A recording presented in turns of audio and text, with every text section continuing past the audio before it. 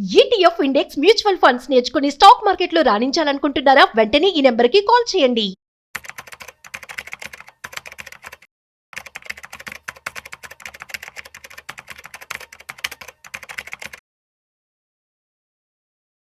నమస్తే, welcome back to Suman TV. Present మనతో పాటు ఉన్నారు స్టాక్ మార్కెట్ అనలిస్ట్ సుందరామరెడ్డి గారు. నమస్తే సార్. నమస్తే మా సార్, అమెరికా అపర కుబేరుడు మరి ఎలాన్ మస్క్ ప్రపంచంలోనే తొలి ట్రిలియనీర్గా అవతరించబోతున్నారని కొన్ని ఆర్టికల్స్ అయితే రావడం చూస్తున్నాం. మరి ఇది ఎంతవరకు వాస్తవం? అసలు ట్రిలియనీర్ అంటే? సో బేసికల్గా ట్రిలియనర్ అండి, అంటే దగ్గర 100 లక్షల కోట్లు అనమాట. 100 లక్షల కోట్లు అంటే ఇండియాలో చెప్పాలంటే 90 లక్షల కోట్లు అవుతుంది. ఇండియన్ కరెన్సీలో మార్చినప్పుడు 90 లక్షల కోట్లు ఉంటే వాళ్ళని ట్రిలియనీర్ అంటారు అనమాట. ఇంకా రాలేదు, ఈ ఇయర్ ఎండింగ్ కల్లా రావచ్చు అంటున్నారు. ఎందుకంటే రీసెంట్గా ఆయన బిగిన్ చేసిన కంపెనీస్ మొత్తం ఐపీఎస్ రెడీ అవుతున్నాయి. ఒకటి స్పేస్ ఎక్స్ ఉందనుకోండి, అది ఈ సంవత్సరం ఎండింగ్ కల్లా ఐపీఓకి వస్తుందంట. దాని వాల్యూషన్ ఒకటే 137 లక్షల కోట్లు. అంటే ఎంటైర్ ఇండియన్ స్టాక్ మార్కెట్లో 1/4 అనమాట ఒక కంపెనీ వాల్యూషనే. అందులో తనకి 49% ఉంది, 49% స్పేస్ ఎక్స్లో ఉంది. రెండోది అతను ఆర్టిఫిషియల్ ఇంటెలిజెన్స్ కంపెనీ XAI ఉంది కదా, ఆ కంపెనీ వాల్యూషన్ వచ్చేసరికి దగ్గర 22 లక్షల కోట్లుగా కేటాయించారు దాన్ని.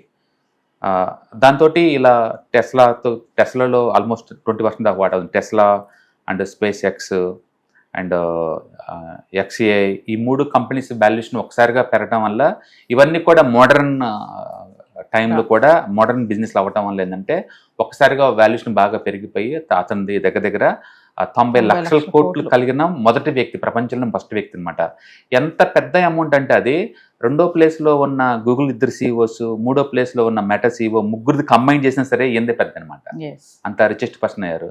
వింత ఏంటంటే స్టాక్ మార్కెట్ సంబంధం లేకుండా, స్టాక్ మార్కెట్లో ₹1 కూడా ఇన్వెస్ట్ చేయకుండా మోడర్న్ ఏజ్లో ఇంత అత్యధిక ధనవంతుడు అవటం అనేది చాలా రేర్ అనమాట. అండ్ ఇప్పటి వరకు తన స్టాక్ మార్కెట్లో ₹1 కూడా పెట్టలేదు. కంపెనీ క్రియేట్ చేసేసి స్టాక్ మార్కెట్ లిస్ట్ చేయడం ద్వారా డబ్బులు సంపాదించడం తప్ప తను ఓన్గా స్టాక్స్ కొని మాత్రం ఇంతవరకు ఒక్క దాంట్లో కూడా చేయలేదు అనమాట. ఓకే, కాబట్టి it's a good thing. And wealth అలా క్రియేట్ చేసుకోవాలో మనం అతని దగ్గర నేర్చుకోవచ్చు అనమాట. కంపెనీని క్రియేట్ చేయాలా, స్టాక్ మార్కెట్ లిస్ట్ చేయాలా, దాని నుంచి మనీ మేక్ చేయాలి తప్ప స్టాక్లో ఎంటర్ అయ్యి కాదనమాట. ఈ వైపు నుంచి సంపాదిస్తున్నారు. That's good thing. ఎందుకంటే మనిషికి వెల్త్ పెరిగే కొద్దీ అండ్ వాళ్ళు డొనేట్ చేసే పది ఎక్కువ అవుతుంది, ఇన్ఫ్లుయెన్స్ ఎక్కువ అవుతుంది. అండ్ వాడిగా వాళ్ళు సపోర్ట్, ఒక రీజన్కి సపోర్ట్ ఇస్తూ ఉంటారనమాట. కాబట్టి వాళ్ళ ఇన్ఫ్లుయెన్స్ ఆటోమేటిక్గా పెరిగిపోద్ది. లాస్ట్ 10 years నుంచి కనుక చూస్తే కనుక ప్రపంచంలో ఒక 50% ఆస్తి మొత్తం లేదు, టాప్ 10లోనే ఉంది, టాప్ 10కే ఉందన్నమాట. వాళ్ళ ఆస్తి ఇంకా పెరుగుతూనే ఉంది. ప్రపంచం ఎన్ని ఇష్యూస్ ఫేస్ చేస్తున్నా సరే అంటే పెరుగుతూనే పోతుంది. అంటే పర్టికులర్గా మోడర్న్ టెక్నాలజీస్ ఏదైతే ఉందో, ఇప్పుడు XAI ఉందనుకోండి, 22 లక్షల కోట్ల కంపెనీ.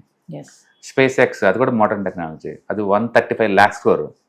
ఇప్పుడు ఈ సంవత్సరం IPO రాబోతుంది company. And Tesla modern electrical vehicles company. అన్ని కూడా మోడర్న్ వ్యవస్థల్లో ఉండటం వల్ల ఒక్కసారిగా వాల్యుయేషన్ పెరిగింది. కాకపోతే ఒకటి స్టాక్ మార్కెట్లో ఉన్న దరిద్రం ఏంటంటే, ఒకసారి బేర్ మార్కెట్లు వచ్చినాయి అనుకోండి, 89% ఆస్తులన్నీ జీరో అయిపోతాయి. సపోజ్ బైదు ఎడ్యుకేషనల్ ఇన్స్టిట్యూట్స్ మీద ఐడియా ఉన్నట్టు, బైజూస్, అది కోవిడ్ టైంలో పీక్ లెవెల్లో దాని వాల్యుయేషన్ 2 లక్షల కోట్ల కంపెనీ, ఇప్పుడు జీరో అయిపోయింది. జస్ట్ 4 years బ్యాక్ దాని వాల్యుయేషన్ 2 లక్షల కోట్లు, ఇప్పుడు 26లో జీరో అయిపోయింది. అది ఆల్రెడీ దాని వాల్యుయేషన్ జీరో అయిపోయింది. అంటే స్టాక్ మార్కెట్లో కంపెనీస్ అంత ఈజీగా జీరో అవుతుంటాయి. అందుకని ఈ వాల్యుయేషన్స్ అన్ని ఏంటంటే టెంపరీ అనమాట, పేపర్ లెక్కలే ఉంటాయి అన్ని.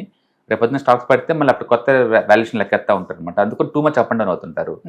ఇంత 90 లక్షల కోట్ల ఆస్తి ఉన్న ట్రిలియనీర్లో ఒరిజినల్ క్యాష్ ఉంది 0.1 అండి. 0.1 క్యాష్ ఉంది. మిగతా మొత్తం స్టాక్ వాల్యుయేషన్సే. అంటే స్టాక్ వాల్యుయేషన్స్ ఏ రోజుకి ఆ రోజు అప్ అండ్ డౌన్ అవుతూ ఉంటాయి. ఎవ్రీ 3 years ఒకసారి కొలాప్స్ అవుతూ ఉంటాయి, మళ్ళీ రికవర్ అవుతూ ఉంటాయి. ఇది మొత్తం జరుగుతూ ఉంటుంది. అంటే సార్ ఇప్పుడు మిలియనీర్ అంటారు, బిలియనీర్ అంటారు, ట్రిలియనీర్ అంటే ఏంటి సార్? అంటే అమౌంట్ పెరిగే కొద్దీ వచ్చి మనం ఒక మిలియనీర్ అనుకోండి, $1 million డబ్బు ఓనర్ అనమాట. మన ఇండియాలో లక్షాధికారి అంటాం, కోటేశ్వర్లు అంటాం. లక్షాధికారి అంటే 1 లక్ష. 20 ఏళ్ల క్రితం లక్ష అంటే కొంచెం అర్థం ఉంది, ఇప్పుడైతే మీనింగ్ లెస్ కదా. తర్వాత కోటేశ్వరులు అన్నారు, ఇప్పుడు కోటేశ్వరులు కూడా మీనింగ్ లేదు, నెక్స్ట్ అనమాట. ఇంకా బిలియనీర్స్ అంటున్నాం. అట్లా మన దగ్గర లక్షాధికారి కోటేశ్వరులు ఎలా అంటారు, అక్కడ బిలియనీర్స్ లెక్క అనమాట. ఎందుకంటే వాళ్ళ దగ్గర 10 lakh ఉంటుంది కదా, 1 billion అంటాం అనమాట. మిలియన్ మన దగ్గర ఏమో 10 లక్షలు అంటారు కదా, అది మిలియనీర్ అంటారు అక్కడ. బిలియనీర్ కోటేశ్వరులని బిలియనీర్స్ అంటారు. అట్లా మన దగ్గర లక్షాధికారులు కోటేశ్వరులు, వాళ్ళ దగ్గర బిలియనీర్స్ అండ్ ట్రిలియనీర్స్ మాట్లాడతారు అనమాట. మొత్తాన్ని వ్యక్తిగత ఆస్తులు ఇలా 90 లక్షల కోట్లు చేరడం అనేది హిస్టరీలో ఫస్ట్ టైం. ఇప్పటి వరకు ఏంటంటే ట్రిలియన్స్ ఎవరు లేరు, ట్రిలియన్ అమౌంట్ ఎవరి దగ్గర లేదన్నమాట, ఫస్ట్ టైం చేరనమాట. కానీ ఇంకా చేరలేదు, అది ఐపీఎస్కి వస్తే అతని ఆస్తి ఇంతకు అవ్వచ్చు అని చెప్పి సోషల్ మీడియాలో హల్చల్ అవుతుంది. మేబీ ఈ ఇయర్ ఎండింగ్ కల్లా ఈ కంపెనీ కనుక ఐపీఓకి వస్తే మనకి వాల్యుయేషన్ క్లారిటీ వచ్చింది అనమాట. మొదటి ట్రిలియనియర్ గా ఎలాన్ మస్క్ ఉంటారు సార్, రెండో స్థానం మూడో స్థానం 2, 3 గూగుల్ సిఇఓస్ ఉన్నారండి. ఇద్దరు గూగుల్ సిఇఓస్ సోదర్ వాళ్ళ కజిన్స్ ఇద్దరు ఉన్నారు కదా, వాళ్ళు ఉన్నారు. అంటే థర్డ్ మెటా సిఇఓ ఉన్నాడు. వీళ్ళు ముగ్గురు. బట్ ఈ ముగ్గురిది కంబైన్ చేసిన ఇతనికి అంత లేదు, ఇతనికి అంత లేదు, కల్పన కూడా అంత హై ఎండ్ లో ఉన్నాడు అనమాట. బట్ ఎనీ టెంపరీ, ఎందుకంటే బిల్ గేట్స్ కొంతకాలం ఉన్నారు, తర్వాత వారెన్ బఫెట్ కొంతకాలం, ఇప్పుడు ఏం లేదు, ఆ ప్లేస్ లేదు కదా. బట్ ఇతనికే ఇంత స్పీడ్గా పోతున్న టెక్నాలజీ ఉండబట్టి లాస్ట్ 10-15 ఇయర్స్ నుంచి లేదు. టెక్నాలజీలు ఎవరైతే బాగా హెవీగా ఇన్వెస్ట్ చేశారో వాళ్ళు బాగా మూవ్ అవుతున్నారు. నాన్ టెక్నాలజీ వాళ్ళందరూ ఎంకిపోతున్నారు. నాన్ టెక్నాలజీ ఈవెన్ ఇండియాలో కూడా మనం రిలయన్స్ లేదా అంబానీ చూసారు, వాళ్ళు ఈ మధ్యకాలం టెక్నాలజీ చాలా స్పీడ్గా పెడుతున్నారు. రిలయన్స్ వాళ్ళు జియో టెలికామ్ వాటిలో స్పీడ్గా పెడుతున్నారు. And even Adani data centre next అని చెప్పేసి దాంట్లో బాగా హెవీగా పెడుతున్నారు. ఇప్పుడు రీసెంట్గా ఏఐ సబ్మిట్ జరుగుతుంది కదా, 9 లక్షల కోట్లు ఇన్వెస్ట్ చేస్తున్నారు అదాని వాళ్ళు డేటా సెంటర్స్లో. అంటే వాళ్ళు ఇన్ఫ్రాస్ట్రక్చర్ నుంచి జర్నీ స్టార్ట్ అయ్యి ఈ మోడర్న్ టెక్నాలజీలో పెడుతున్నారు. అవి చాలా ఫాస్ట్ గ్రో అవుతూ ఉంటాయి అనమాట. ఆ ట్రెడిషనల్ సెక్టర్ చాలా టైం పట్టింది, బట్ ఇవి చాలా ఫాస్ట్గా అనమాట. అందుకని ఈ తరం ఇన్వెస్టర్స్ అందరూ కూడా లేటెస్ట్ గ్రో అయ్యే వాటిలో పెడుతున్నారు. దానివల్ల వెల్త్ చాలా ఫాస్ట్ గ్రో అవుతుంది. బట్ అదే టైంలో సైడ్ ఎఫెక్ట్స్ ఏమిటంటే మార్కెట్ ఒకసారి డౌన్ ట్రెండ్ స్టార్ట్ అయింది అనుకోండి, వాళ్ళు అంతే స్పీడ్తో డౌన్ అయిపోతారు అనమాట. ఎగ్జాంపుల్ బిట్కాయిన్లో పెట్టిన వాళ్ళందరూ ఇప్పుడు 60% లాస్ అయ్యారు లాస్ట్ 1 yearలో. అది 80-90% పడ్డా పెద్ద విషయం లేదు. దాంతో హెవీగా ఇన్వెస్ట్ చేసిన మైక్రో స్ట్రాటజీ లాంటి కంపెనీస్ కూడా 60-70% లాస్ అయినాయి.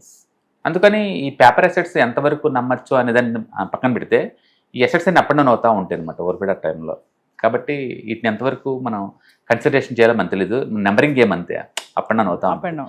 But at the age of 54లో ఎక్కడో సౌత్ ఆఫ్రికాలో పుట్టి, ఎక్కడోలో కెనడాలో పెరిగి, ఎక్కడో అమెరికాకు వచ్చేసేసి అండ్ అటు పేపాల్ బిగిన్ చేసి దాన్ని మళ్ళీ వేరే వాళ్ళకి అమ్మటం, మళ్ళీ తర్వాత XA.comను మళ్ళీ పెట్టడం, తర్వాత వేరే కంపెనీ బోరింగ్ కంపెనీ, అండ్ ఇప్పుడు న్యూరో ల్యాబ్కు రకరకాల కంపెనీస్తో పెట్టుకుంటే ఇంత ఇన్నోవేటివ్కి వెళ్ళడం అనేది చాలా రేర్ అనమాట. ఎంతోమందికి ఇన్స్పిరేషన్. సో ఒకసారి మరి ఫర్దర్గా మన క్లాసెస్ స్టార్ట్ అవబోతున్నాయి కదా, వాటి గురించి. ఈ మంత్ ఎండింగ్లో మళ్ళీ వీకెండ్స్లో ఉంటుందండి. And ETF index funds, mutual funds, ఎవరైనా ఇంట్రెస్టింగ్ పార్టిసిపెంట్స్ ఉంటే కింద స్క్రోల్ అవుతున్న నెంబర్పై కాల్ చేసుకుంటే మన వాళ్ళు ఇన్ఫర్మేషన్ పాస్ చేస్తారు. సో వ్యూవర్స్, మరి ఫిబ్రవరి 28 నుంచి మార్చి 2వ తారీఖు వరకు stock market analyst Sundar Rama Reddy గారిది క్లాసెస్ అయితే నిర్వహించబోతున్నారు. ఈవినింగ్ 6 గంటల నుంచి 8 గంటల వరకు index funds, mutual funds, ETFs ఏది ఎక్కడ ఇన్వెస్ట్మెంట్ చేయాలి, ఎంత ఇన్వెస్ట్మెంట్ చేయాలి, ఎలా ఇన్వెస్ట్మెంట్ చేయాలి, ఎంత ఇన్వెస్ట్మెంట్ చేస్తే ఎలాంటి రిటర్న్స్ వస్తాయి, హై రిటర్న్స్ ఇచ్చే ఫండ్స్ ఏమేమి ఉన్నాయి, మరి ఒక్కసారి కనుక సార్ క్లాస్ మీరు అటెండ్ అవుతే సార్తో డైరెక్ట్గా మాట్లాడి మీ డౌట్స్ అన్ని కూడా క్లారిటీ చేసుకోవచ్చు. ఇంకా ఈ వెబినార్లో పార్టిసిపేట్ చేయడం వల్ల మీకు investment strategies and business ideas కూడా తెలుసుకునే అవకాశం అయితే ఉంటుంది. మరి లేట్ చేయకండి, కింద స్క్రోల్ అవుతున్న నెంబర్కి కాల్ చేసి స్లాట్ బుక్ చేసుకోండి.